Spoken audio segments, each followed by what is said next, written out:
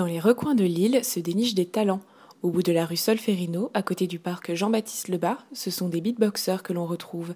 Focus sur Sébastien Quadillo, beatboxer depuis 2000. Je suis beatboxer. Je vis du beatbox, je suis intermittent du spectacle, je profite de la société. J'ai commencé en 2000, j'ai découvert qu'il y avait des gens qui faisaient des choses avec leur bouche. J'ai beatboxé pendant 2-3 ans un peu dans l'ombre et puis mon frère m'a découvert, des potes m'ont découvert et je me suis mis à taffer sévère le truc et puis à faire des scènes. Et puis de fil en aiguille, je me suis professionnalisé. Le premier championnat de France de beatbox a eu lieu en 2006. Et donc j'ai participé au premier championnat de France de beatbox. J'ai pas été dans les 16 premiers parce que j'étais tellement content de voir plein de beatboxers que je me suis cassé la voix.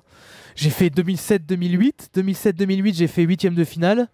2009 aussi, je crois. Et 2010, j'ai fait quart de finale. Et 2011, j'ai organisé à Lille. Et depuis, je suis le speaker du championnat de France de beatbox. Le beatbox, ça m'apporte énormément. Déjà de l'argent parce que j'ai beaucoup évolué par rapport à... dans la musique, dans la connaissance musicale grâce à mon art. Ça m'apporte des rencontres quand je fais des ateliers, de rencontrer des gens, travailler avec eux, pouvoir avoir découvert des gens que je pensais inatteignables et faire leur première partie. Donc ça, c'est chouette. Ça m'a apporté travailler en prison, travailler avec des API, des personnes qui étaient en handicap, essayer d'apporter un peu de quelque chose avec eux. Tout ça, on donne beaucoup et on a beaucoup en retour. Donc ça m'apporte énormément de choses. Plus qu'un simple hobby, pour Sébastien, le beatbox est une passion et un travail. Mais comment s'entraîne un beatboxer ? La qualité première du beatboxer, c'est la volonté. Il faut qu'il ait la volonté de le faire parce que c'est du temps au début, on n'est pas propre. Au début, quand on beatbox, on s'entraîne dès qu'on est tout seul dans une pièce. Donc en général, quand on est aux toilettes, quand on est sous la douche, essayer de faire le saxo, ce son-là. Et j'arrivais pas à le choper. Et au moment où j'étais dans la douche, oh putain, ça sonne bien là-dedans. Et du coup, j'arrivais jamais à le faire en sortant de la douche. Et je me disais, mince, c'est dommage parce que je vais devoir traîner une douche à chaque fois que je vais faire un concert. C'est galère.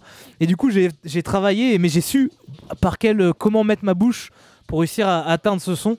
Et du coup, après, j'ai essayé hors d'une douche et j'ai fini par y arriver. Et donc, du coup, la douche, c'est un bon endroit. Le beatbox, c'est des phonèmes. Pour styliser des sons. Et ces phonèmes-là, en fait, il suffit de par exemple, voir comment dans la langue française, il y a les percussifs qu'on peut retrouver. Genre, par exemple, il y a une phrase qu'on apprend souvent en atelier, c'est petit K, c'est petit K. Si on fait petit K, c'est petit K, ça va vite faire une rythmique de beatbox. Et après, quand on va le chuchoter, les percussifs vont ressortir, les consonnes vont ressortir et les voyelles vont disparaître.